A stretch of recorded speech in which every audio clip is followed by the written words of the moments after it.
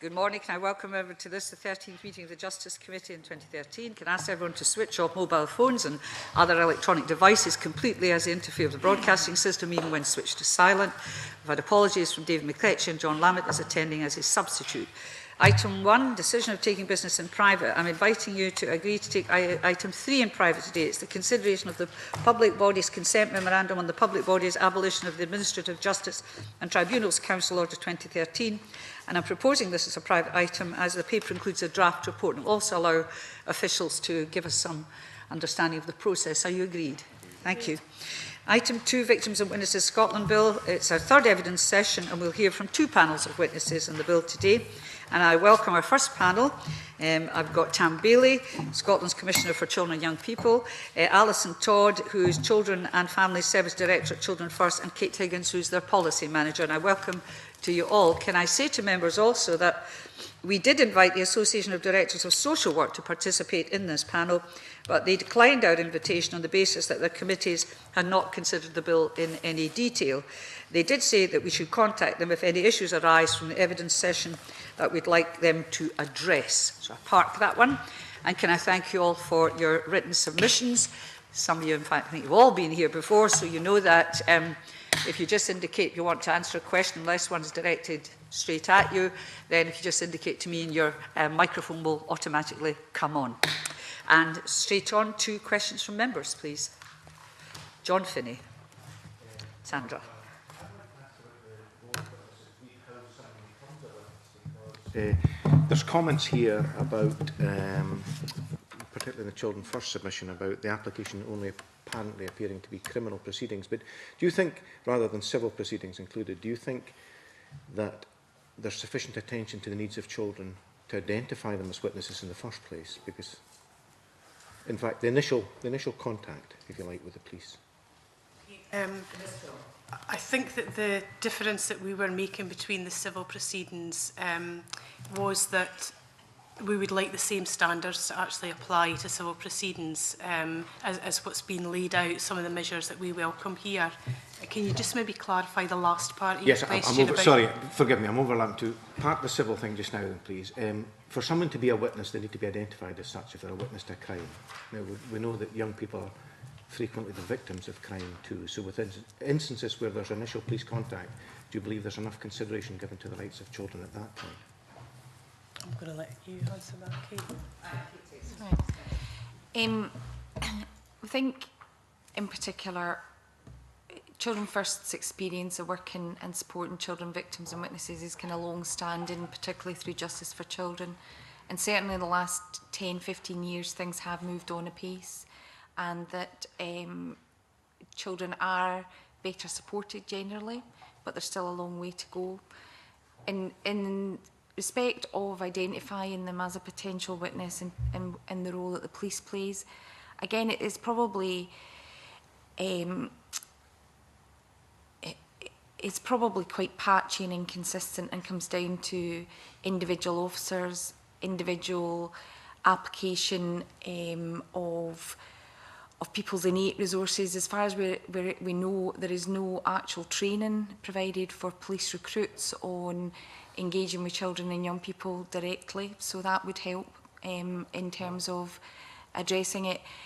We know, for example, that the joint investigative interviewing techniques that are being rolled out, in which put the guidance for that onto a statutory footing in this bill, has improved the experience, particularly of child victims of sexual offences and quite serious crimes, and that's making a big difference. But I think there is a way to go, particularly just about how children are treated by all aspects of the justice system. I suppose one area that has been, as our justice system has taken domestic abuse much more seriously, there has been a kind of unhelpful, inadvertent consequence of that, is that children are becoming more involved in such cases as witnesses, because they are very often in the place and can speak to what's happened. We're not convinced that that's necessarily a good thing. And I suppose what we would always return to is that it's just the need for sound forensic evidence and to gather all the evidence that makes the case. And in some situations, that will involve a child being the witness, but in others, that might not necessarily be in a child's best interest, and there may be sufficient appropriate other evidence to support a case that therefore means that on the balance, it's in a child's best interest not to be involved as a witness.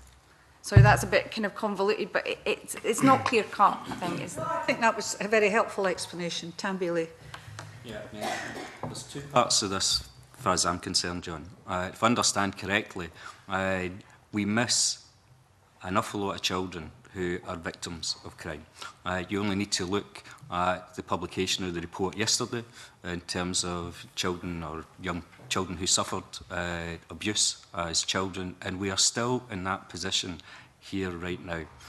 We don't know the numbers of children that we miss, but we do know that we have to look at our systems in terms of how readily children think that they will be believed when they're being victims of crime. And all of the coverage, the Savile, the reopening of the Welsh case, the Rochdale case, sends a signal that we have to get much better at listening and trusting the children and young people that are brave enough to come forward, or that we create circumstances that they're able to actually feel comfortable telling about the traumatic things that are actually happening to them.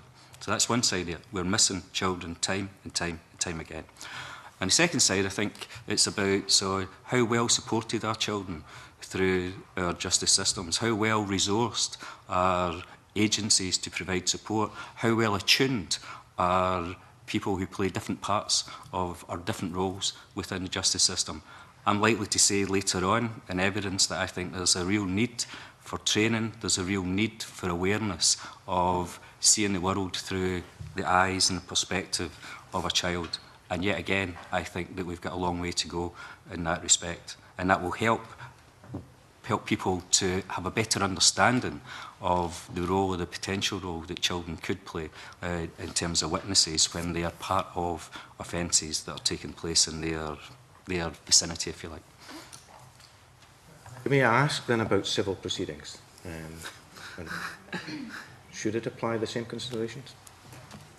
And I think that would be something that we would be calling for. I mean, some of the things that Tam's outlined there about people who are dealing with children, and I know Kate alluded to that as well, to have proper training. We do need to consider the common core skills for dealing with children and young people, and actually apply that to some people that work in the system.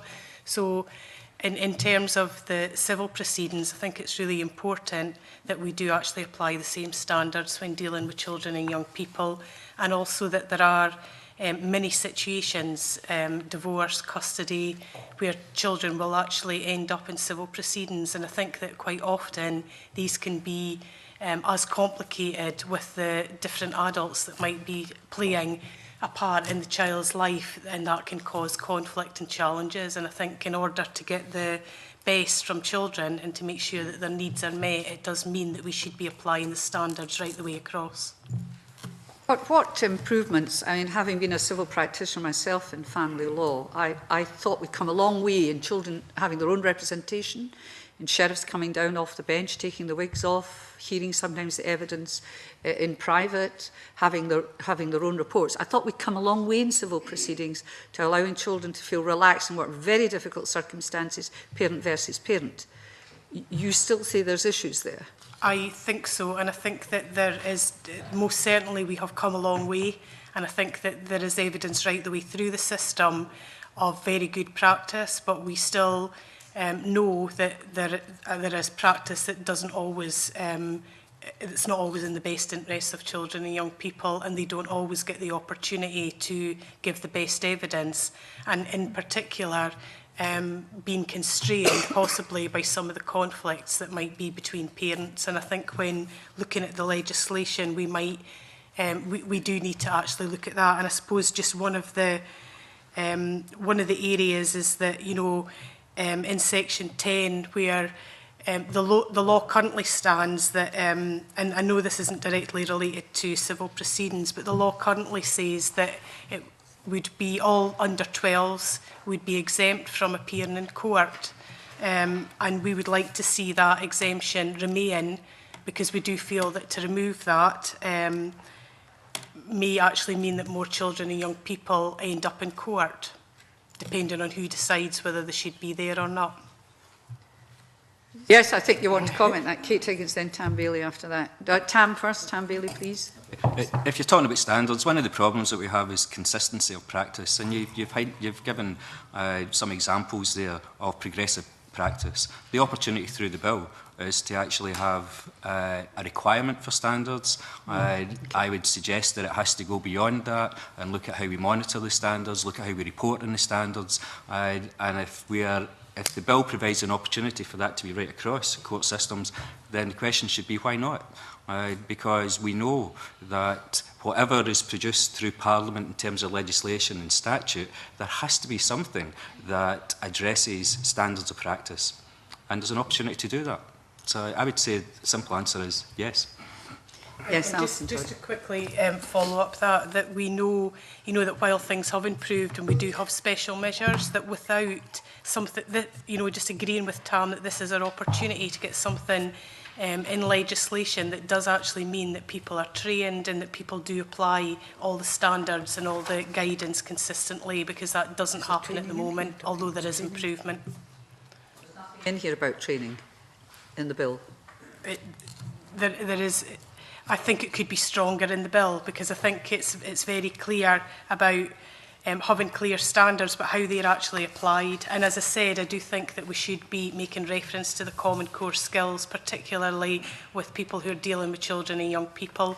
What's not in the bill is that we would actually have a child witness support service. And I think that's where you could probably apply a lot of the training and awareness raising, so that children and young people knew what was expected and all were treated consistently in the process.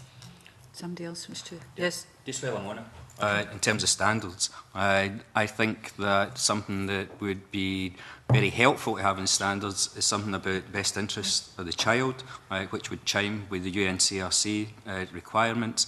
And also in putting together standards, it would be useful to check the views of children and young people as to the kind of things that would be of assistance to them. And I would always advocate that we make sure that we engage with children and young people if we are setting up things like standards of practice, etc. And I would suggest that you could actually usefully look at that being a requirement through the bill for agencies or organisations that have got a responsibility to set and adhere standards, that they always have to check with children and young people. And these could perhaps be guidance or something, so that, because we couldn't consult on that now, if you're putting it in the bill. Yeah, if you put it in guidance, then there's an opportunity for people to either follow or not. If you put it in regulation, then it's much stronger. If you put it in the face of the bill, of course, it becomes much more contentious. But certainly something that ties organisations who've got, public bodies who've got the responsibility to engaging with children and young people in terms of their views. And I'll probably repeat that in other parts of the evidence later on. Roddy, you're coming in. Morning, panel. Just wanted to come in with supplemental, really, to Alison Todd about children under 12 giving evidence in person. Section 10 in the bill, you talk about this, it'd only really be required in very exceptional circumstances. My reading of Section 10 is that it would only be in very exceptional circumstances that children would be required to give evidence, and there are safeguards there. So perhaps you could just expand a little bit more on why.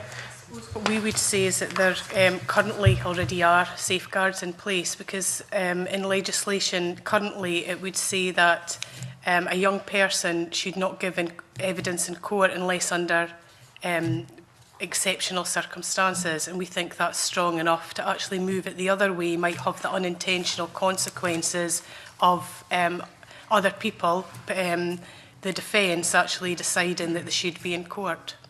Or a parent. I think, we have talked about the complex relationships that might be in children's lives, and it might actually be a parent that thinks it's in their best interest. So we think the current legislation protects children well enough, but there needs to be training and awareness so that it's implemented properly. We don't think there's a need for a change.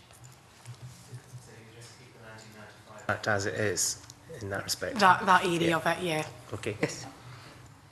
dealing with that? Oh, just now? sorry, Kate Higgins No? was coming in there. Do you want to come in? Yep.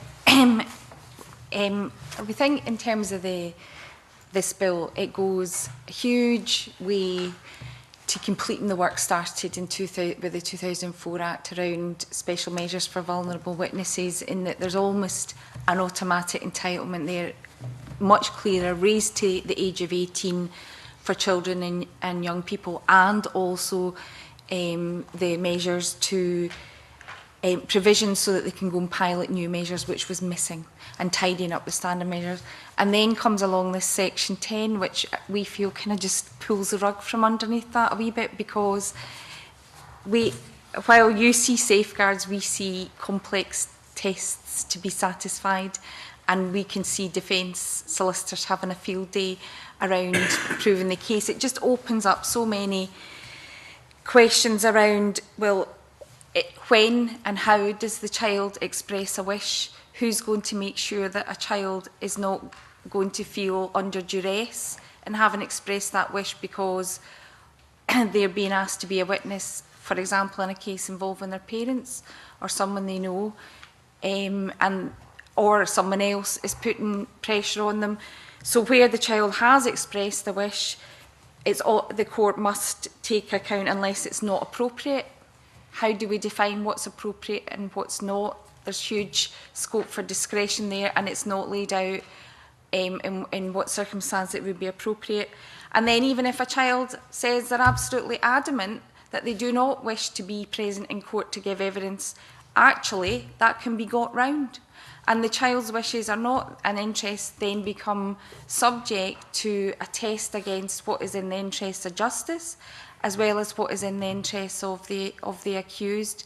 Now, we know from years of working to support children who, as victims and witnesses through the court system in some quite horrible cases, that even in those cases, and even today when we have moved on so far, children's interests are quite often paid lip service to, and we just fear that this just undermines the entitlement to special measures, when actually the 95 Act is fine as it is, but what needs to go around it is the training and awareness of how best to apply that. Can I just correct you a little bit in that you said there's no idea when you say it would not be appropriate for the child, you know, where it would be appropriate for them to be in court. Section 10, subsection 6, there are two, subsection A and B, which says the giving evidence by the child witness in some way other than by being present in the courtroom for that purpose would give rise to a significant risk of prejudice to the fairness of the trial or otherwise in the interest of justice. So a significant risk of prejudice to the fairness of the trial, and that risk significantly outweighs any risk of prejudice to the interest of the child witness. So there is a test, significant risk, and as you know in law and court, quite often it's a case that establishes the ambit of what is significant risk. So just that it is there in the Act. I take what you say, but there is something, there is a test. I think what we would be quite keen to hear is how the significant risk of prejudice in terms of fairness of the trial or the interests of justice, the relationship to what's appropriate for a child. Because we're not, from our experience, the two are quite far apart in terms of where the child sits in that deliberation. And I think if there was to be, you know, quite clear regulations and guidance around how that's to be applied, then you're starting to interfere with the discretion of the court. You saw my face there. It was absolutely convenient. And we just feel it's a bit of a sledgehammer to crack a nut when actually if we just made the existing legislation work a bit better. Yes. And I suppose just to say that if we think it would be they would be prejudiced for not actually giving evidence in court, then I think that undermines the use of special measures, because what we should be thinking is that special measures are going to allow children and young people to give the best evidence, and so that if that's going to prejudice the court case, we're undermining the use of them, and I think that's a backward step. I'll take Sandra now. Sorry, do you want to I come in? think Mr. Bailey, yeah. No, I think not. You didn't indicate no, Sandra. I thought Mr. I thought You Mr. do Bailey want wanted to, to come sorry, on that I'll let issue. you come in, Sandra, with your question. It might follow on. Does it follow on from this? Well, actually, it was the question that Rod had posed, but I want to ask another question. But I know that Mr. Bailey wants to come in on that specific, so I'd like to hear his comments on that in regarding the court, You do? Yeah, because it's okay. entirely Yeah. different from Significant Children risk. First. My reading of it is similar to yourself, Roderick, that it would be in exceptional circumstances. For me, the key thing is about the views of children and young people, which I know I've already mentioned. And that places an onus on the court to make sure that that's an informed view of that child and young person.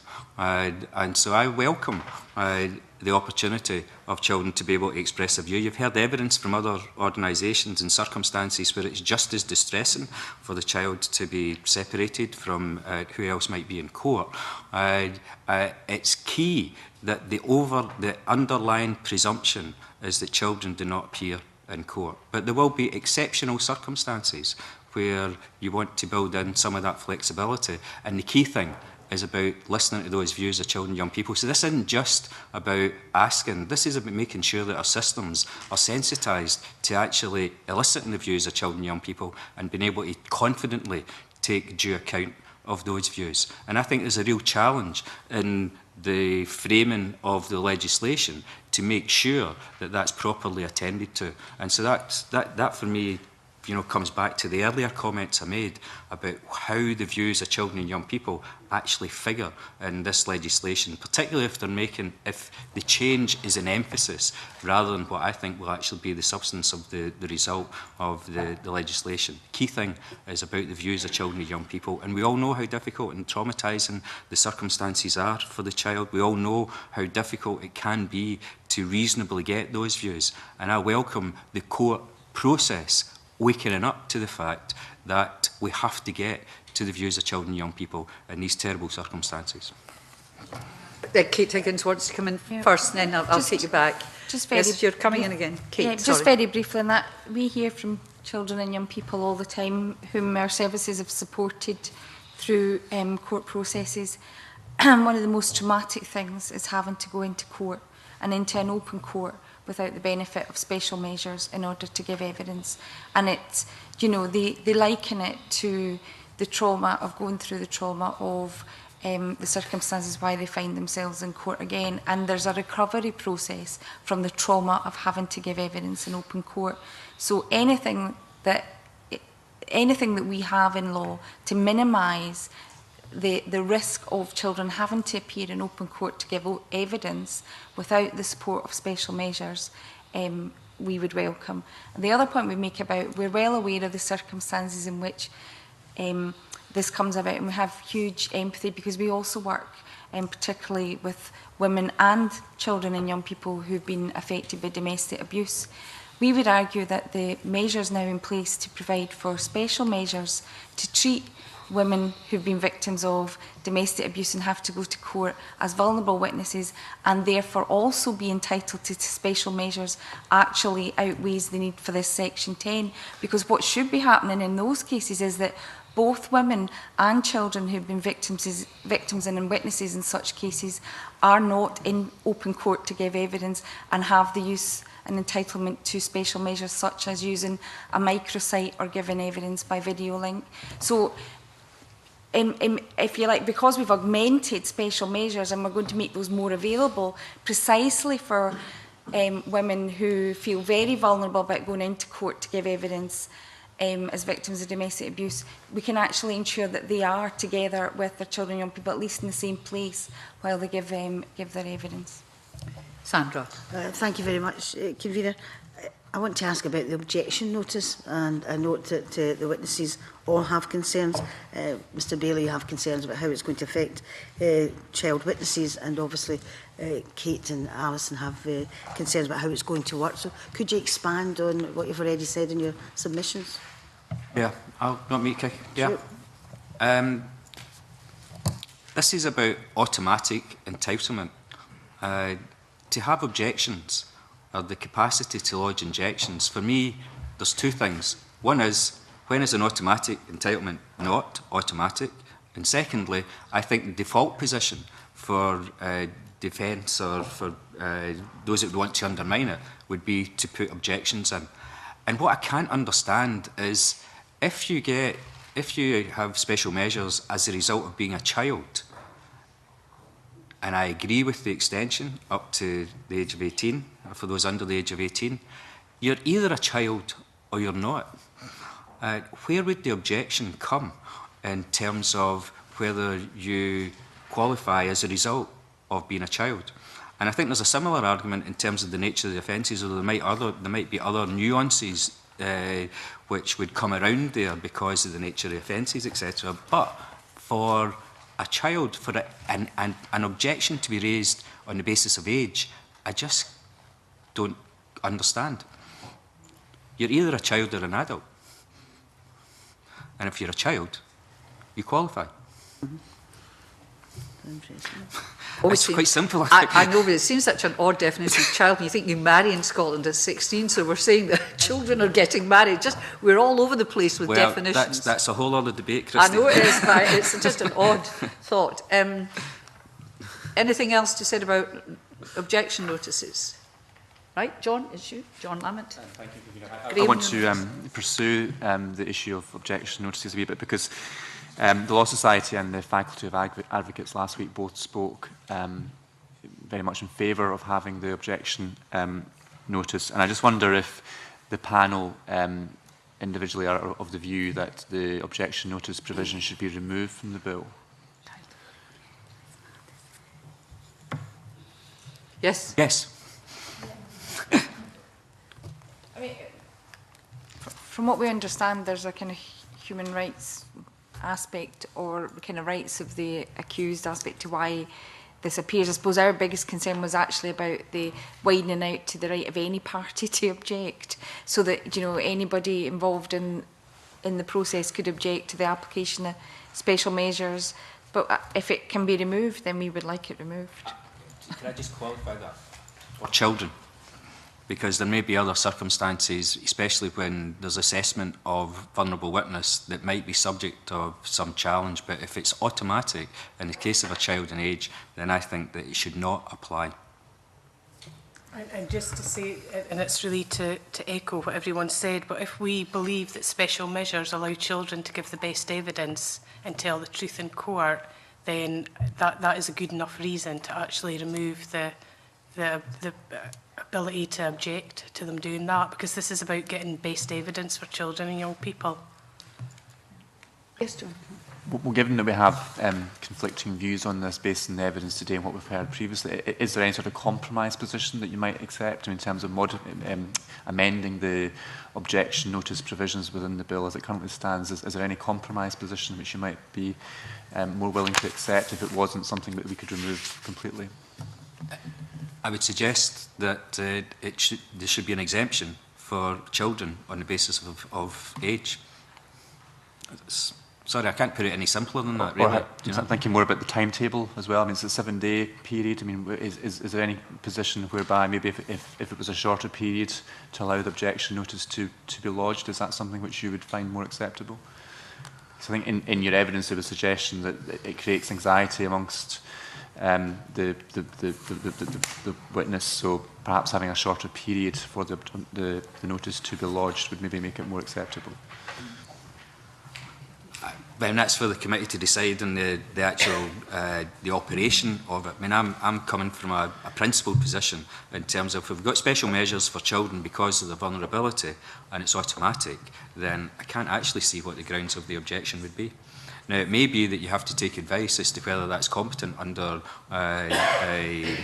rights legislation, in which case I would be quite happy to come back and argue the case again. But as far as I can see, if you want children under the age of 18 to be able to give the best protected evidence, and it's automatic that they get special measures, then I don't see where the objection would come in.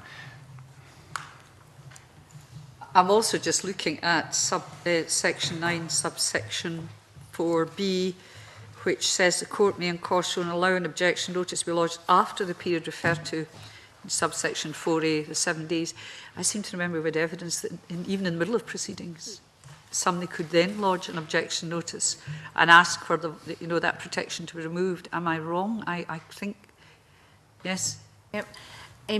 We are in very technical waters, convener, and there's a number of lawyers and people who've been involved in the justice process on the committee who can probably kind of dissect them a bit better than us, but we agree that with your interpretation. And I suppose the other question we had is, even after an objection has been put within the original 7-day period and falls, does another party, or if you have multiple offenders, can they then introduce an application later on?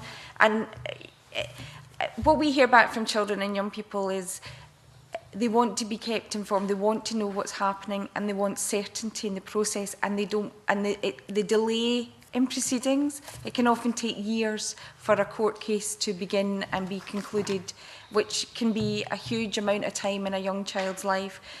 And this kind of provision undermines potentially all three of those things. In terms of, if you have a right, and we welcome it absolutely, about the duty to provide information, every time you have incidental applications, it becomes harder to keep on communicating and making sure that child victims and witnesses are properly informed. So the whole thing is just, again, it's one of these kind of rug pulling almost effectively under the application of special measures. And if it is to go ahead, I think you can limit how many, you can apply limits in terms of its impact, but if it was to go ahead, for us it continues to make the case on the need for a specific child witness support service across Scotland, so that children are informed of what these applications mean and what they can do about it. But actually we would submit the Commissioner's point that there should just be an exemption for children and young people from all vulnerable witness from Section 9. Sorry to pursue this, but I suppose what the faculty was saying was that the quality of evidence can be improved by having the witness actually in the courtroom, and if that then results in a conviction, surely from the witness's perspective or the victim's perspective, that's something that they would find more advantageous than maybe the special measures. So it's about, I mean, I accept it's not ideal, but on balance, you can see that that's a difficult decision which we've got to make. It's a choice between getting good quality evidence from the court's perspective and protecting the vulnerable witness. And I accept it's not easy, but that effectively is the balance we've got to try and get right. Alison Tompkins. But if it's in the best interest of the child and we communicate with the child and explain that to them, because I'm thinking that we must be talking about older children here, then I think that children can make those decisions, and there is exceptions. So we could actually go down that route if the child fully understood, knew what was expected of them, and then was able to make that decision, because I think that objections may come at a cost to the child. And I think that when they're going to actually come to a cost to the safety and well-being of a child, then we shouldn't be having objections. I think what's different is if there's a situation where they are going to give best evidence in court, then that's actually a conversation that can be had with the child, and that's a conversation that can be had, if we did have a child witness support agency or someone who was trained to support, and we know that many of their workers and that will be able to do it, but it should definitely be on the basis of getting the views of the child and explaining the situation, as opposed to a third party objecting. Bailey, yes. Yeah, I mean, I understand the difficulty of the committee trying to weigh up conflicting evidence from ourselves in terms of witnesses. So you may want to look at the actual evidence that backs up some of the assertions about the quality of evidence in court, about the quality of decision making, and that may be a reasonable request of the bodies that are making those particular arguments. One of the things we know is that there has actually not been a lot of research in the impact of the effect of the 2004 Act, but there may be other evidence that they're aware of that can back up that particular position. I just wanted to have this argument, if you like, kind of holds to what's always been there in terms of the debate between the role of special measures. We would always argue that using special measures to support children to give evidence allows them to give their best evidence, and and removing them from having to go into open court actually enables them to give best evidence. And we know that this debate has gone on, but we also know that where special measures like intermediaries have been piloted by the National Sex Crimes Unit, and where they've brought in additional special measures, they work to give best evidence and they are more likely to give a conviction. We would agree again that there is a need for evidence and research in this area, and we've been calling for that and trying to pursue that for some time. But the idea that you have to have a child or a vulnerable witness in open court in order for best evidence to be met absolutely goes against the grain of what special measures are there to achieve. And we would commend the work of Joyce Plotnikoff and Richard Wolfson in this area about how special measures do actually support children being able to give their best evidence. So we see it entirely differently from where the advocates are coming from. Thank you. Good morning, panel. I want to stay on this issue about special measures, best evidence, experience and so forth. Children First presumably has had a deal of experience in the reality of taking witnesses on the route to court and going through that experience. And as John Lamont mentioned earlier, at a previous Justice Committee meeting, those involved in the legal community seemed to indicate that there was a preference to see a witness in court, see the body language and all that kind of stuff. What I wanted to hear from you is your own experience of dealing with vulnerable witnesses and children. How do they feel about offering their evidence from a remote location? How did they experience it? Did they feel that they had, from their perspective, forget about the technicalities of did they feel they'd been given the opportunity properly to unload what they wanted to share with the court? And at the end of the day, was it your experience that there was a better outcome all round in terms of delivering justice? Children First, as you are aware, has been working with young people who have been through who have been vulnerable witnesses for a number of years, and that's why we have the Justice for Children work group that have been battling for this. And what we know is how abusive the actual court system has been to children and young people. They have told us quite horrific tales about their experiences in court. And I think that we would absolutely say that, being able to use special measures has most certainly made that experience less traumatic. On top of that, it's not just special measures alone, though. I think, that we'll have to be clear about that. It's actually with the support and knowing what's going to happen in the process. For children and young people, it's really important that they're heard and listened to. And, it's not the video link that allows that to happen, if that's the special measure that they use.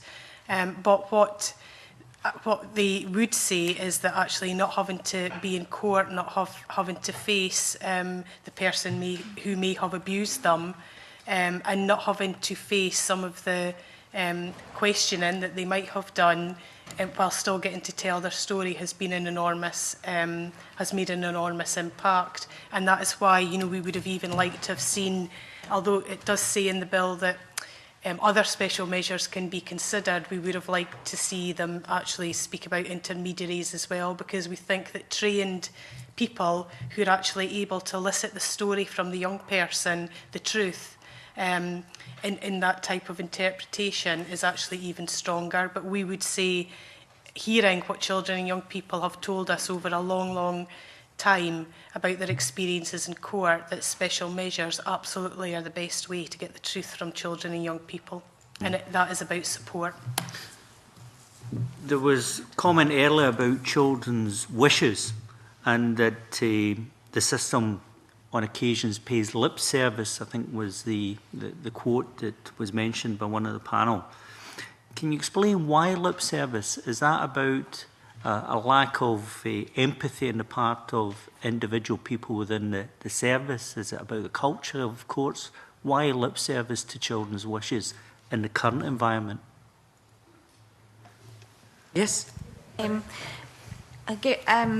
suppose the best way to explain it is to give a recent example that we know of, a young person with learning disabilities who was sexually abused, and she and her family were supported really well in the initial stages.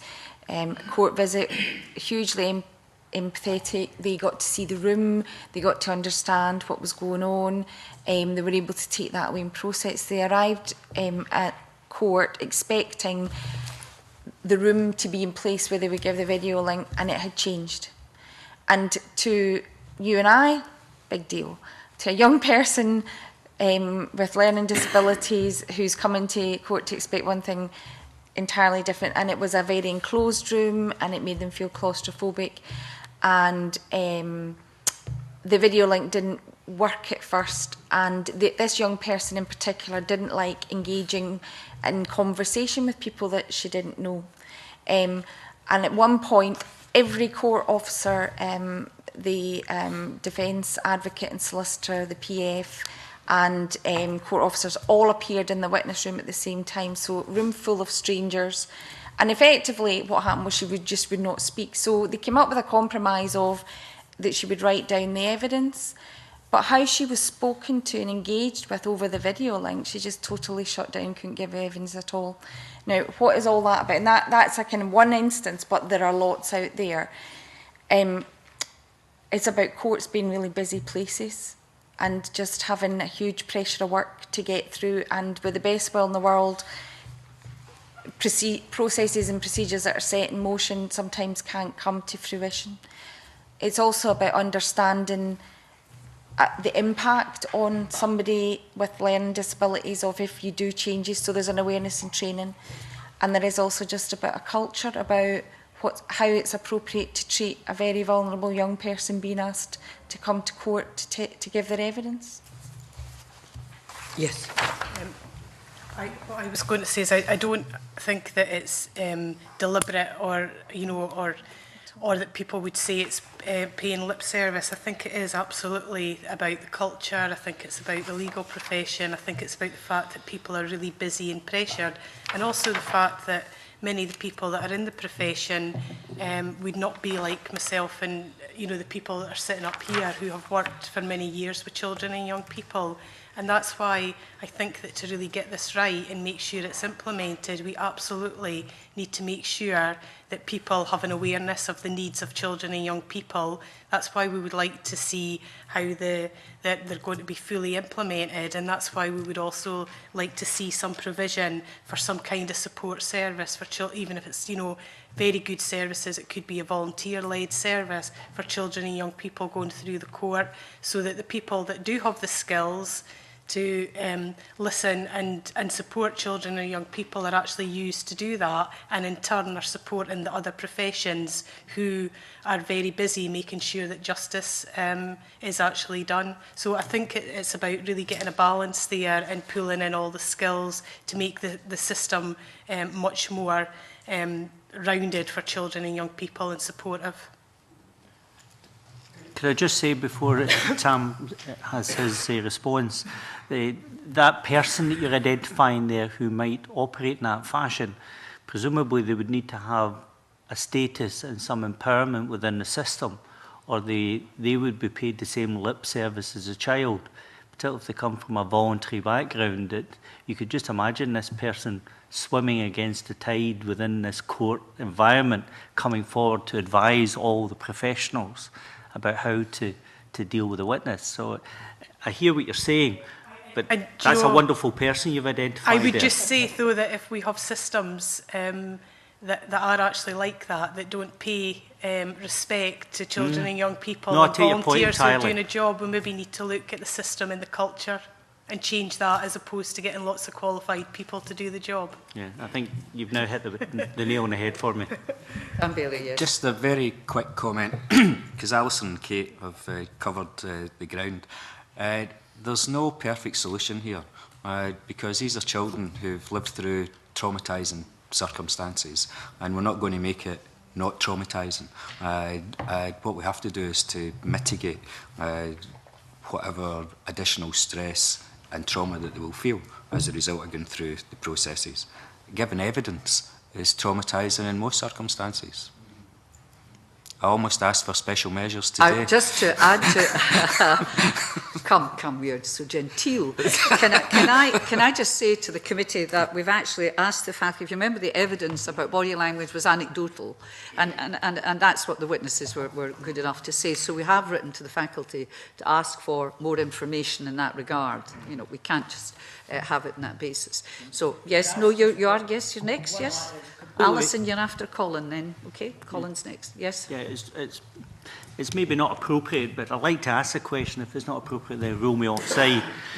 Given the latest exposure in the press about some of these horrendous cases, historical cases, and given the experience that we've got sitting here, I struggled over the last couple of days to try and get my head around why is it that years later we begin to get a perspective that there's some truth in these allegations, and yet at the time they're made, they are passed by. Is it this element that you alluded to earlier about trusting children that they're telling the truth? Or is there some other mechanism at play here that allows these things to be reported, then passed by, and then a decade later we go back to say, oh, this is a terrible situation? What makes that happen? There's a cultural aspect here. So it was said earlier, this isn't just about court processes. For me, this is about the value that we place on children's views and opinions. And I actually think to continue in this vein of it not actually being about the bill, we're at a time and place which is critically important because I've never lived through a period when there has been so many allegations on top of each other and revelations that will continue to shock us as the court cases unfold. And as a society, we have to take stock as to to question the very question that you've asked. Why is it that children previously didn't come forward? Why is it that right now we know there will be children who are suffering trauma who are not coming forward? And in another committee, I suggested that we have to look at whether our protection systems are actually tuned in to best picking up, giving confidence to those children and young people to come forward and tell what's actually happening to them. And we're in a stage in time where if we don't make improvements, where we don't question ourselves, we never will. And I genuinely believe we're at that stage where we will question ourselves. Thanks for that. Thank you. No, I don't mind. We must try to get on to the bill again. We've got Colin, followed by Alison. Colin. Good morning. My question is really about your the Children First submission in terms of the human rights implications. Obviously, the ECHR stuff is looked after, and the fact that this Parliament has to pass law which is compatible to that. And you mentioned about the UNCRC compatibility, mentioning stuff like reporting duties, stuff you mentioned earlier. I was really wondering, is there anything, I'm not obviously an expert in UNCRC legislation, but do you see anything as being in that legislation that could be difficult to bring into this this bill? I'm going to ask Tam there actually. I think that Tam is probably the expert there. I would turn that on its head. And there are things in the UNCRC that can actually assist in the progression of the bill. And in fact, in my evidence, we suggested that the committee might look at a child rights impact assessment, which is a framework for assessing the proposals in the bill against the requirements and obligations under the United Nations Convention on the Rights of the Child. And in fact, I would repeat that here, that I think that that exercise would be useful. It's a whole evidence session in itself about the implications of the proposals in the bill set against UNCRC, set against what additional things could actually be taken into account in considering that. And in fact, I would be prepared to actually, for our office, to prepare a child rights impact assessment on the bill to develop that understanding of, so what are the rights impacts on the legislation that's proposed. If you want me to be here for the rest of the day, I'm No, quite I'm happy. just saying, I'm just mulling over. That need to be done within the next couple of weeks, or earlier, if it had been done earlier, you know, because we have a timetable to go to. We can stretch it at times, but, you know, if you can do that in 2 weeks. There you go. Okay, you've called my bluff. Okay, then. Did I? Yes, I did. Well, you know. Leave it with me. Okay. Was there anything really that made it not possible to integrate some of that with this bill? That was really what I was after. I shall give a commitment to give an initial screening on the bill proposals. I see you rowing back now a little, just rowing back a little, but there we go. I'll get something to you within 2 weeks. Okay. Yes, Alison, sorry, you want to come in there. They're quite complex things to do, and you know, that's why it takes build teams quite a long time to pull them together, because they have to do the different impact assessments. And I suppose why we both mentioned it in our written evidence is because the Scottish Government has made a commitment in principle to start applying child rights impact assessments to appropriate legislation, and nothing's happened yet. And so that's why we've raised it. And, you know, I think with the best will in the world, 2 weeks is quite a short period of time with which to achieve, but we will do something, I suppose. Deadline, we've got the Cabinet Secretary on the 14th of May, so it'd be handy if we had it before that. There you go. Clear your diaries. Thank you very much. Thanks very much for that, convener. That's perfectly all right, anytime. Alison, to be followed by Jenny. Thanks. It was actually only really a supplementary to Graham's exploration of the special measures issue. Is it not the case really that what's wrong in the system at the moment is that special measures are always seen by at least some of the players in the system, the criminal justice system, as second best, rather than as the best way of getting the evidence, and probably by some other people, the court officials, as a hassle. And how do we get it to the point where it's something that is continually developed and enhanced rather than just plugged in as and when we have to do it? Yeah, I absolutely agree with that, and I think that we've actually raised a couple of issues in the new bill where it seems that they are being further undermined, and I think that we need to really try culturally, and I don't know if there's any way of doing this, of actually move into a place where we absolutely believe, all of us, that special measures are used to get the best evidence from children and young people. And it's only when we actually get to that stage that we will actually see them being implemented. And again, you know, they might be a hassle, but that is why we would say that it does actually they do need to be properly resourced with people who understand the needs of children and young people. But I think what's crucial is that we get to a stage where we see special measures as being equal in far as evidence goes to any other way of obtaining it. Really be naughty here and suggest that, I mean, we're taking up to age 18. Let's take the defence's position now. Innocent till proven guilty, presumption of innocence, duty on the Crown. The balance is on them to establish their case. You've got a 17-and-a-half-year-old laddie, as tough as can be. He's a child according to this. Got a bit of a track record, all that stuff. Before you finish there, why should it not be possible for the defence to argue, we really want to test the credibility of this person. You know, they're a key witness against the accused, and there's a bit of a track record between them, and it might be a vendetta or something. Why not be able to have an objection and have that person up in exceptional circumstances? Why should it be an absolute ban? Yeah. Yes? This is not you determining the age of a child. This is following the United Nations Convention on the Rights of a Child, and there are other measures, such as the Carloway Review, which accepted the definition of a child, I think this is part of that I'm changing. not tackling the definition of, I'm talking about objections to special measures. Your comment was it would be absolute. Once you're there and you're deemed to be a child, the defence can't say, I want this person up in court in front of us. I want to test their credibility, rough them up a bit. Yeah, but it's not about the age, it's about the definition of a child. So if we accept that a child is under the age of 18, then everything else in terms of vulnerability, special measures, looking at that child different from you would an adult, fall into place, regardless of whether they're 17 and a half or 15 But and I a can half. object. I'm sorry, I thought your point was you shouldn't be allowed to object if Yes. somebody is deemed to be a child, but you can object under this bill as proposed in exceptional circumstances. And I'm arguing there are times where it's appropriate to deliver justice that an objection is put and perhaps sustained.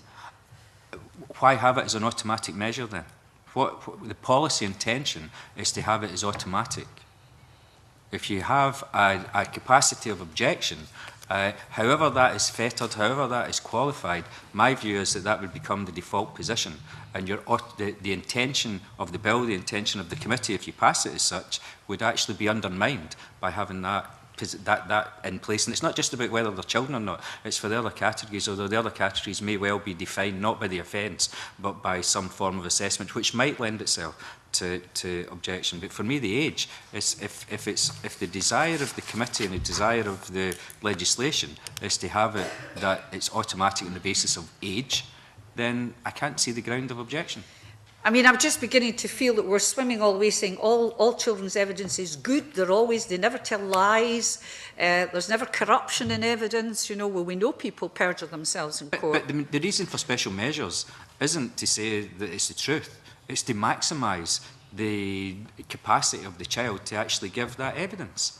It still has to be subject to scrutiny. It still has to be subject to judgment. It's still subject of all of the court processes. What you're putting in place is special measures to ensure that you maximise the opportunity for that child in those traumatising circumstances. It might not be traumatising for them. That's my argument.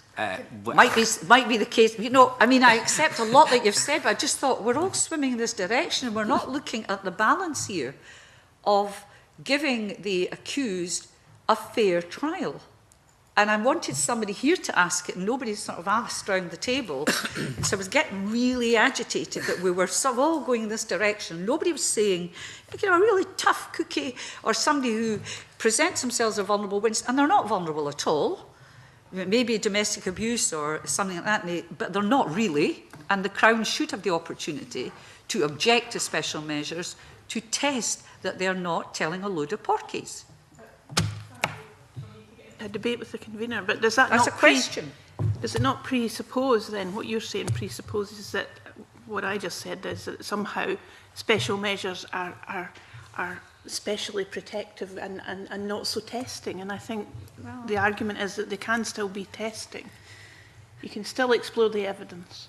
It's not some sort of extra protection in that regard. I don't quite know how you rough up a witness, if I'd use that term, from a video link, in the same way as if you're able to get the chemistry going across a courtroom when somebody needs that. I mean, when somebody really is a witness that needs a bit of that, and judges will intervene to stop that happening if they think it's inappropriate. But I mean, I'm just beginning to think every witness is a good person, not necessarily. You have to think then about what automatic entitlement actually means.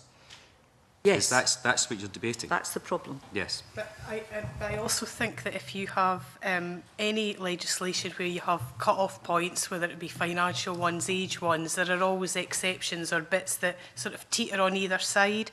And I think that the minute that you start to give an opportunity to making it an objection like that, then someone has to make a judgment about a tough cookie or someone who's hard or someone...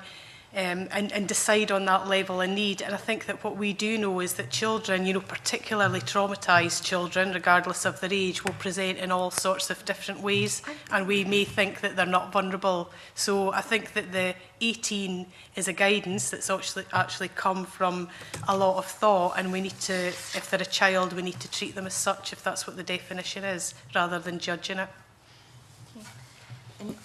Convener, just to add to Alison's good points, just around what you were suggesting, the issue of credibility around evidence given under special measures is actually around the culture of people not keeping up with developments, and whether we like it or not, these special measures are here to stay. And actually, you can still cross-examine effectively. It's about people learning the technique of how they need to use and to do what they need to do in the court process using special measures to absolutely test the rigour of the evidence.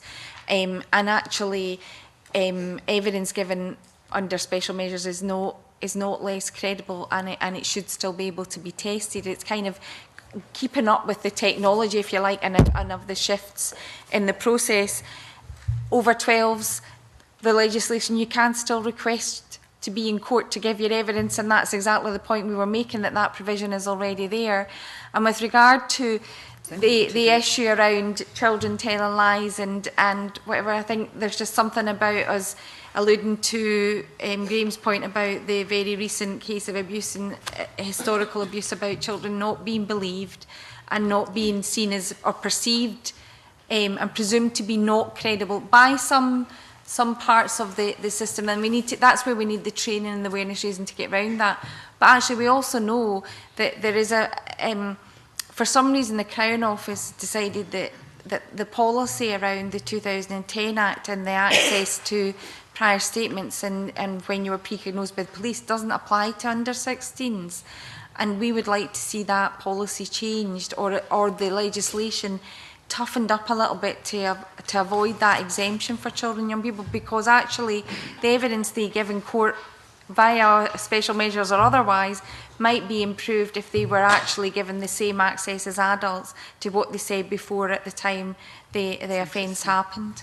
That's interesting. We have police here. I've got Jenny. Sorry, I kind of erupted there. I just felt nobody asked. They'd really tried to be hard on you in a way. Jenny, and then ask Roddy again, please. Thanks, Convener. Kate talked about the impact of busy courts on children, victims and witnesses, and I wanted to ask the panel what your thoughts are on the court closures, their impact on child victims and witnesses. Briefly, as it's really not in the bill, but I let Jenny do this last week, so I'll let her do it this week. Going on, I don't need to press it, do I? It just comes on automatically. Silly me. I should know. I know that by now. Exactly. Yes, sorry. Yes. It comes all the way back as well to the issue about civil proceedings. You know as well as I do how we're all going to keep up with all the changes in bills that are coming through in terms of civil proceedings, criminal, and this bill and the court closures bill, court reform bill as well. We're concerned that it's not all joining up, particularly for children and young people, and that there's so many different disparate elements. That's why, some of these measures should apply to civil proceedings, and actually there needs to be a kind of child rights impact assessment right across all the measures, Gill, Carloway, and the court closures. Our disappointment with what is being proposed is that there's not an invest to save approach being taken, in that rationalising the current court infrastructure could realise money to invest in brand new fit-for-purpose 21st century courts, because actually our experience of supporting children and young people is that they're not that great for children and young people in terms of being child-friendly, or even just some of them being able to keep apart from where the defender is. So there are problems there. The proposal, we're disappointed as well that the very early proposals to create specialist courts have more or less gone for financial reasons, but we understand why. And I suppose our only concern around the location of high courts in static sites, 3 static sites around Scotland, if that's still being proposed, because we haven't caught up quite and totally with the detail, but if that's still being proposed, our concern is just about the long distances that children and young people are going to have to travel in those situations, and particularly for their families who don't always enjoy, given how long court cases can last, sometimes 2 and 3 years, it can be hard to continue the sympathy of employers to get days off in order to satisfy that. So these practical arrangements concern us about the proposals. And would that suffice for children first? Do you want to say anything, Tam Bailey, from Commissioner's point of view? I haven't come prepared to It's have all a view right. on It's that. not an issue. So, yeah. I now have Roddy. Are you finally coming in? Are you still lurking there in the It's undergrowth just a with a small- question? Yes. Lurking, yeah. It's a metaphor. Just a It's a small metaphor. point. It arises really from the Children First submission, and obviously it's something you can address to the Scottish Government as well. But you make reference to the fact that the Scottish Government doesn't hold central data about the use of special measures since 2004, which is a very important point. Just wondered if there were any discussions you'd had with the Government that you might care to refer to, or alternatively you could refer us to kind of any other sources that the committee might want to take account of in just considering the use of special measures generally, particularly with regard to children. In terms of sources of research? Or anything that might be... You know. I appreciate you might want to write to us. Yeah. Write to us later. It's quite hard. Yeah, we to- could bring some research though on special measures in different countries. We have been involved with quite a lot of other countries in Justice for Children, so we could provide some written evidence. Yeah. In particular, we'd be happy to give more information around how the Child Witness Support Service works in Victoria and Australia, hugely successfully, and has actually set out with a very specific purpose, but has actually supported training and awareness and best evidence in a much wider way, particularly through the feedback loop established with children and young people and judges directly, you know, has worked really well. And also research that's been done of how the application intermediaries in South Africa, which is part and parcel of their system there. But yeah, there are a number of academics who've looked at the application of special measures, and we can pull that together for you. That would be useful. And just say to the committee that the first time we consider a draft report for stage 1 will be the 28th of May, so we'd need it in advance of that to consider as part of our, along with, you've got a lot of homework now. There you are. You came here expecting us to give evidence, and now you've got homework. And it's inspected, and otherwise you get into trouble with the teacher before the 28th of May, and yours is within a fortnight, so you get a special exercise to do. Oh, I feel very special. Oh, yeah, I hope you do. Feel specially treated. Right, can I thank you all for, no other questions, so I thank you for your evidence. I'm going to suspend for 10 minutes. Give you a little break. Yes, okay, 10 minutes. Give you a wee 10-minute break. We're not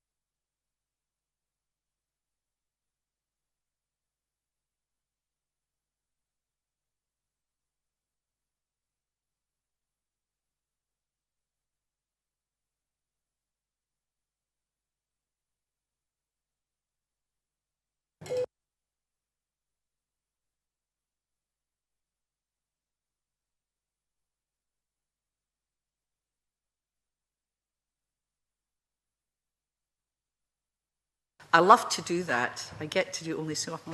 I'll just let you hear it again so you know. That's it. I've stopped playing. And I welcome you in our second panel of witnesses. I'm very glad that you heard at least a substantial part of the previous evidence. I have Chief Superintendent David O'Connor and Craig Sattey from the Association of Scottish Police Superintendents and David Ross, Vice Chairman of the Scottish Police Federation. And while I say to committee, this panel will mainly focus on the interviewing with children, victims' rights to specify the gender of an interviewer and restitution orders, but of course, and why do I have to say this? Because I know I can't limit you to that. But I think these are specific areas. And can I have questions, please? John Finney. Thank you, Convener. Morning, panel. I would like to ask about the ability and the challenges, if any, there are for the police services about the victim being able to specify the gender of the interviewer. Yes. Yeah. Who wants to answer that first? Mr. O'Connor.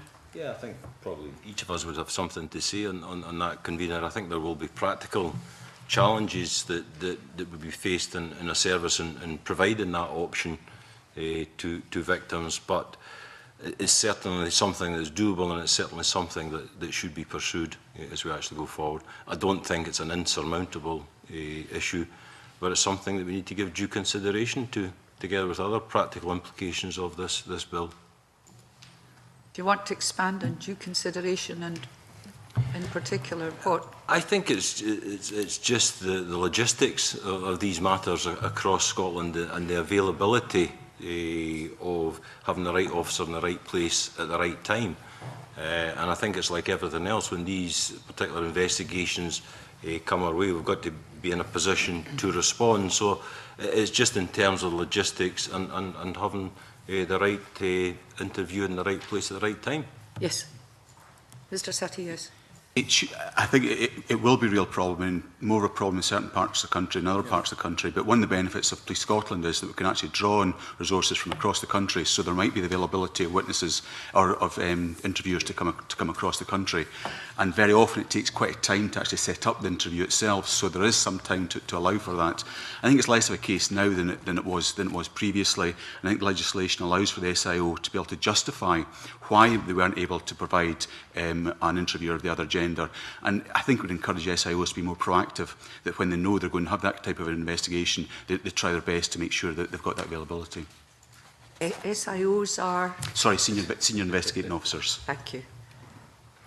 Yes, Mr. Ross. Yeah, I think the practical implications will come in terms of the immediate necessity to interview individuals rather than through the course of inquiry. It's easy.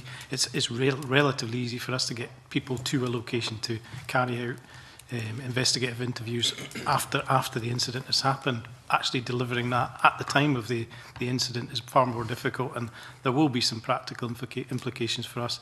Certainly coming from my former force of Northern, where I know John has a significant history and connection to. History? The ability to deliver that, and certainly in some of the island areas, would be very difficult to achieve with the necessary expertise and experience to carry out these interviews immediately after the incident would be very difficult to achieve. John, do you want to? Thank you for that. I also like I don't know if the panel members were present when I asked the previous group about training. If you like, this legislation kicks in at a certain point when people are identified as witnesses. Do you believe that the police training as it is at the moment is up to speed with this? I mean, is there sufficient focus on the needs and rights of children as witnesses and victims?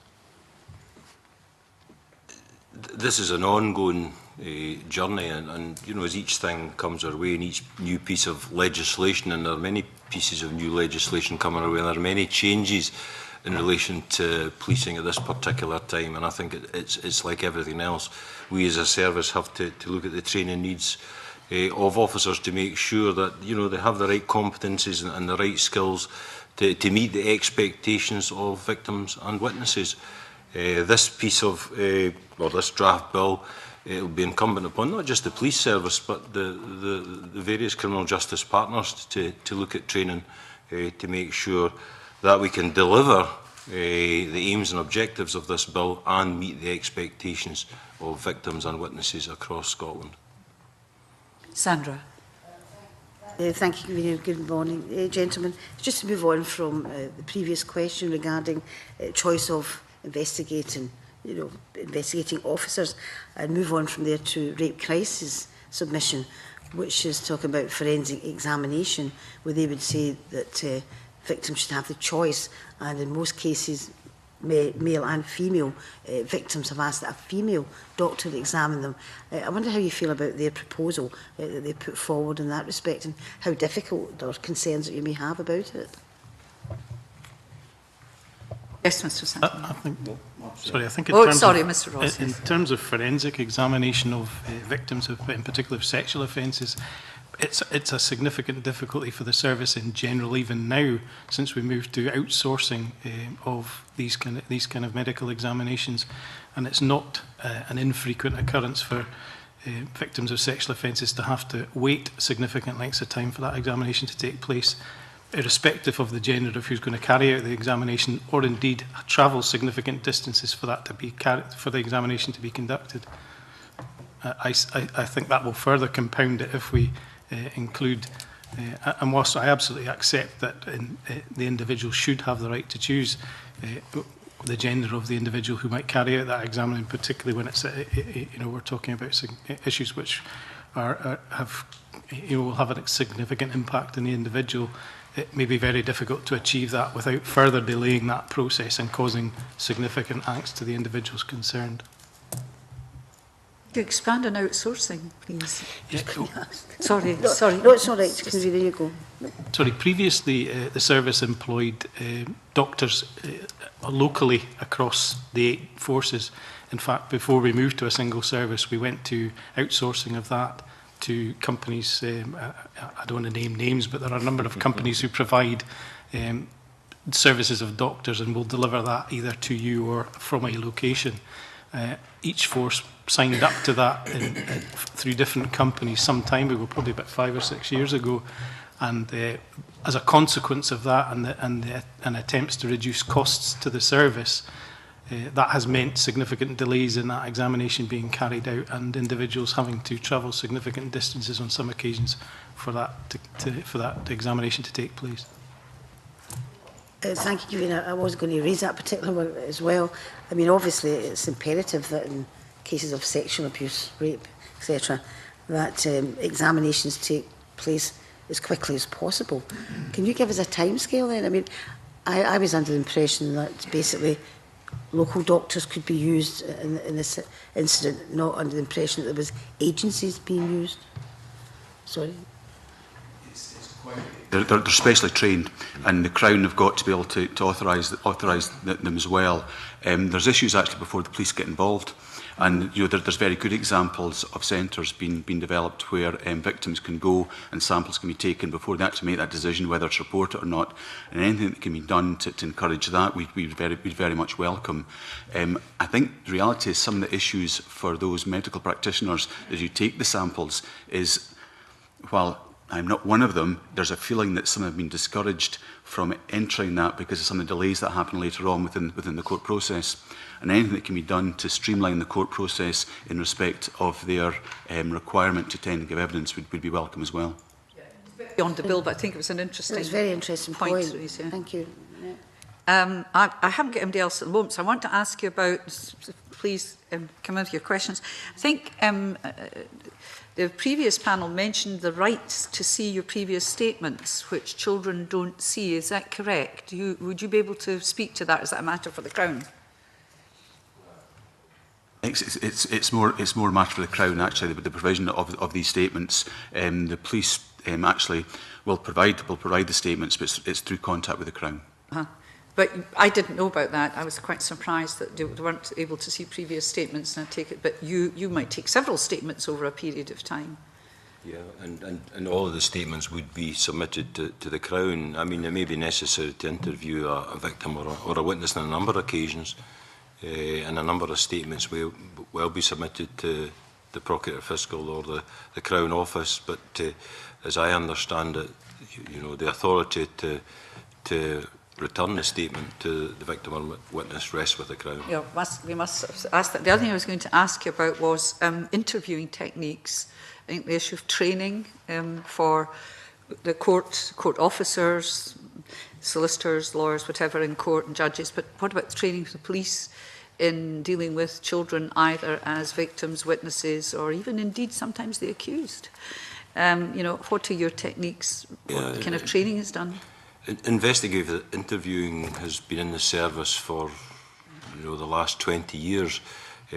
Joint interview training with police and social workers is carried out to ensure that cognitive interviewing skills, interview techniques are actually learned and tested in a training environment.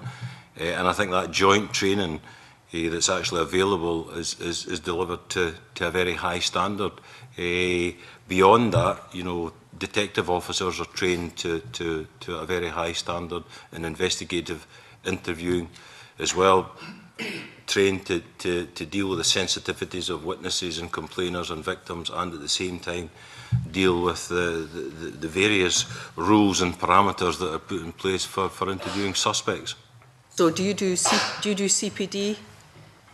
Continuous professional development. Do you have that as an assessment, as many professions have now, as you learn more? Yeah. Yes, we do.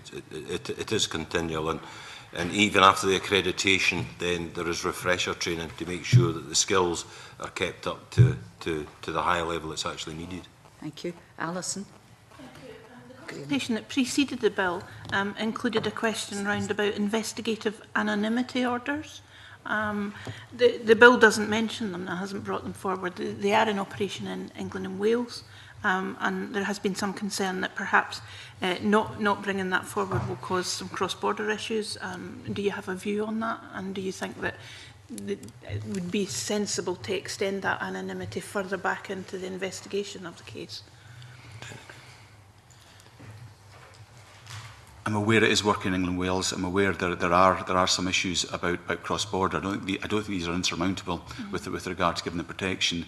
I think there's very much issues about how we give witnesses the confidence to come forward, and if that assisted with having the confidence to come forward, but very often witnesses will either refuse to give a statement to the police, or when they do give statements and it's provided to the Crown, they're not willing to give evidence. That is the reality, and it's about how we encourage. So anything that can be done to assist that, and I haven't seen investigative orders in operation with them. Okay. Somebody else wish to comment? No. I've got Roddy. Is this a supplementary? Because I've got Graham Pearson. Graham, you're next, please. Thank you. Good morning.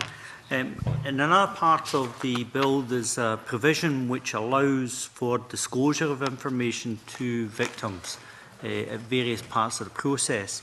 And one of the bodies which will be responsible for disclosing qualifying information will be the police service. Do you feel that the service is prepared to manage and release information in a timely manner to victims as they go through the procedures? I think this is one of the areas that I think all partners in criminal justice would probably accept that we've been poor at keeping victims and witnesses informed of the progress of cases that they're involved in through the system. Whether we as a service are prepared, I would have to say my own personal view is no. Our IT systems, even in terms of the Police Service of Scotland, their ability to share information across the various areas of the service at the moment is not joined up. You're just pressing my buttons, aren't you? is not joined up. It's work in progress, but are we prepared to do it at the moment? I don't think we're prepared to. Absolutely want to, and embrace the aims and objectives behind it. But in terms of our ability to deliver at this particular moment in time, I would say we're probably not prepared to. Thank you. I think it's one of these areas that, in terms of impact to this bill, that's certainly one area that Police Scotland needs to look at in terms of an impact assessment to identify our capacity and our capability to deliver on that level of commitment. So if we pass this legislation then, and day one arrives, how will you deliver on your responsibilities? Well, I think it's back to the point that that David has made there, you know, the responsibilities in terms of the Act will rest with the police and other agencies. It's not just the for yourself, for ourselves. Let's not worry about everybody else. Yeah, okay. It's you know, in terms of that disclosure of the information, we all need to know what this bill means for us. We need to know what the responsibilities are. We need to know what information needs to be shared with who and when and why and where. And I think it's back to the point that we need to carefully assess this and really identify what the implications are. Sounds like a challenge. It's a challenge. Okay. Can I move to a different topic? Of course you can. Of course you can. The other element, and I don't offer a view at this stage, but the other element that's mentioned within the bill is the idea of restitution orders, and the notion that those restitution orders will be paid into the benevolent fund, and there'll be some form of support for treatment centres and so forth for police. I raised at an earlier hearing whether or not there could be a perceived challenge in people's minds about a conflict of interest, where officers are giving evidence in court, knowing at the back of their mind that the outcome could end up delivering a restitution order. Does that offer any concern within the service, or is that something which is overly simplistic and too sensitive? Will come from, and I know there's concerns elsewhere why it's just for the police and whether that should be widened out. I mean, we've been supportive of it being widened out to other emergency workers and other people working at the front line. I don't think there's a direct link between officers when they give evidence in any restitution order. I think the systems that are in place that will be managed by Scottish Government will be done separately. We welcome the restitution orders. We think it's actually a good move. I mean, the police service just now, well, traditionally, I mean, I've for now 29 years, and I think colleagues likewise have paid so many pounds a month into the convalescent home and into the police benevolent fund, and most officers do that. I fortunately have never had to use any of these facilities, but I think it's a very good facility. I think the police are maybe ahead of the game in connection with some others by having that facility, but no, I don't have any real concerns that would impact on the officers' evidence themselves. David? Yeah, I mean, I don't see there being any conflict of interest there in terms of officers being assaulted and having anything in the back of their mind in terms of restitution orders. I've absolutely no doubt the officers go about their business and carry out their duties to the highest of professional standards. Unfortunately, assaults on police continue to happen, and ultimately it's a matter for the court to decide what the actual disposal is, and if that involves a restitution order, then we would certainly support that. Okay. The courts already have the ability to impose compensation orders on offenders who've assaulted police officers, and that certainly hasn't impacted on the evidence that officers give in courts. I don't envisage that restitution orders will. I mean, it's a sad fact that assaults on police officers continue to rise. Between 2011-12, rose by 20% from the previous year to 570 between March 2011 and 2012. It's a sad fact that, I mean, there's two former police officers amongst your committee, and three of us sat here, and I can confidently predict that all of us at some stage in our careers were assaulted, if not on several occasions. So are school teachers and ambulance workers. This is absolutely, the problem. Absolutely, This is the problem. And there's no resistance from us to extending this beyond the police service. I hear that, but you mentioned the other emergency services. What happens in a criminal case where a school teacher's assaulted? You know, this is where we get into the issues of in our transport workers, as I'm being told by Colin, you know, driving a bus, you know, something like that, working in the supermarket, whatever, performing your job if you're assaulted. I think that's probably an issue, and it could be quite divisive, would it not be, if it was just police? Would you feel that? It would be counterproductive if you were seen as special. Emergency workers and front line, and I think you're right, it's how you define that front line. Indeed. And shopkeepers are essential front line to some communities to make sure that, you know, that shop stays open. We wouldn't want it to be divisive. I think police, just by the very nature, and David, you know, provided these statistics there, are more likely to be assaulted. The impact is, some may say, well, we've got better protection, and we may anticipate that. So actually, that's a wider issue. But we would support the winding out of the restitution orders to others. Is it on this particular matter? Because I've got Roddy waiting. Yes, indeed. It's just for a bit of background information, can you confirm, is it still the case that the convalescent home, for instance, is entirely funded from subscriptions from officers? It's not the service that's funded, it's the individual officers, and similarly the Benevolent Welfare Fund? Subscriptions and donations from individuals, yeah, absolutely. It's a registered charity. Okay. Thank you. Put it on the record. Roddy. Yeah, at the risk of going back slightly to what Graham had already raised, I just wonder if you could help me with the question of information having to be provided on the decisions to proceed or end with criminal investigations and the reasons for it. How much of a cultural change is this going to be for you to have to qualify with these provisions under the bill, as opposed to existing practice? I think from a police perspective, because quite rightly, it takes it back to the investigation. So that's, I think it actually talks about whether we're actually going to instigate criminal proceedings or whether we're going to end criminal proceedings and justifying them.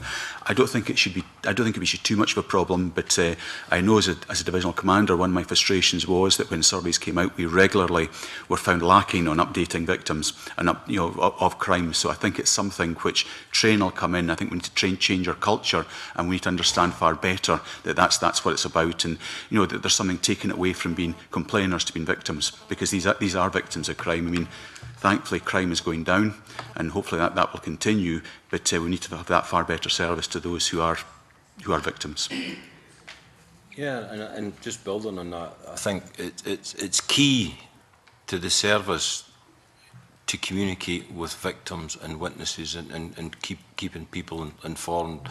I've absolutely no doubt, and I think it's built on something David said earlier on, there has been occasions in the past where we haven't got it right, but critical as we go forward is keeping people informed about what's happening and as much information as possible. And it's back to the point about training. This is an issue from the new recruit, the new officer joining the service, right through to the most senior managers in the service, that we need to go that extra mile to ensure that people are kept absolutely up to date in terms of where their investigation is and at what point it passes across to the Crown and the prosecutors and beyond.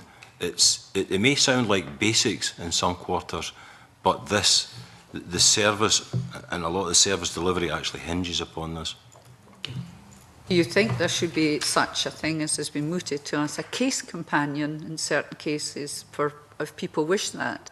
Someone who really supports them and tells them, and if you do, when would that case companion kick in? Would it kick in at the stage where you come into the business and you're investigating, or at the time when the Crown decides there's a case coming to court? Because it is a great, most people will be involved, it'll be the one and only time in their life perhaps that they're involved in the court process, hopefully, and so it's yes, and that can be extremely overwhelming, daunting, as you know. I mean, for me, depending on the nature of the offence, the gravity of the offence, the circumstances of the crime, but for me, what I would want to put forward and entrench in officers' minds, that the case companion has to be the actual officer dealing with the victim and witnesses. Now, that may change because during the course of the investigation, the initial officer may change depending on the allegations that are actually made, and other more experienced or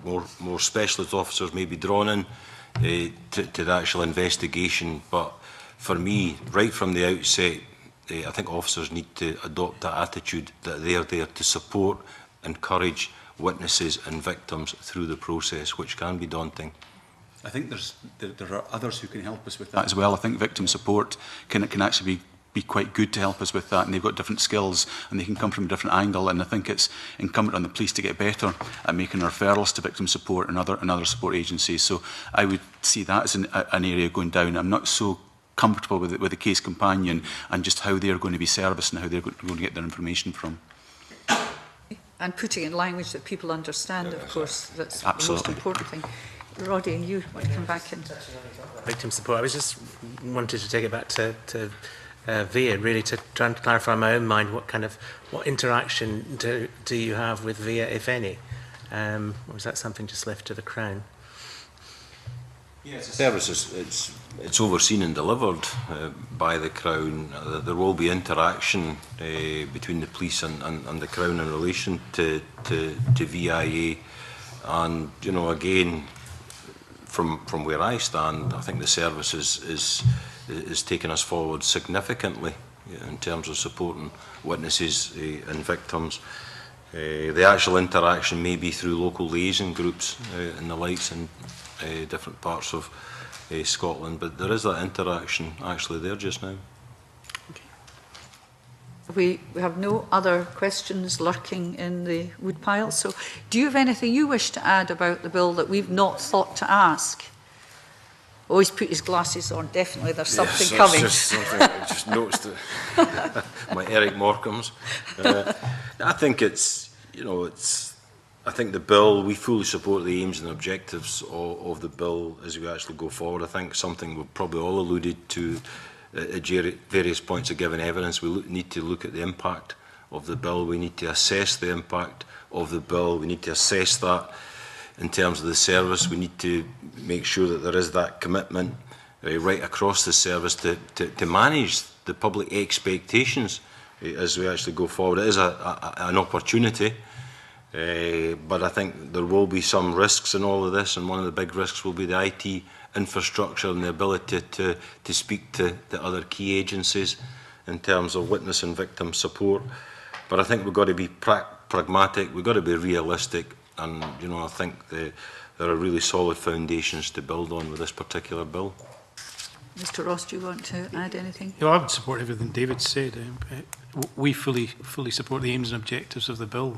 We do have some concerns about the practical implications, and most of which won't be known to us in terms of the detail on how it's going to directly impact on the day-to-day resourcing. Have you mentioned all your practical implications? Was it IT? Was it the ability of having the same sex to come to delivering gender-specific else? Interviews, and whether we have sufficiency of appropriately trained people to carry out these interviews in all areas of the country. I'm confident that the training is adequate. Whether I'm as confident that we have a sufficiency of people trained across the country, I wouldn't say I'm quite as confident on that.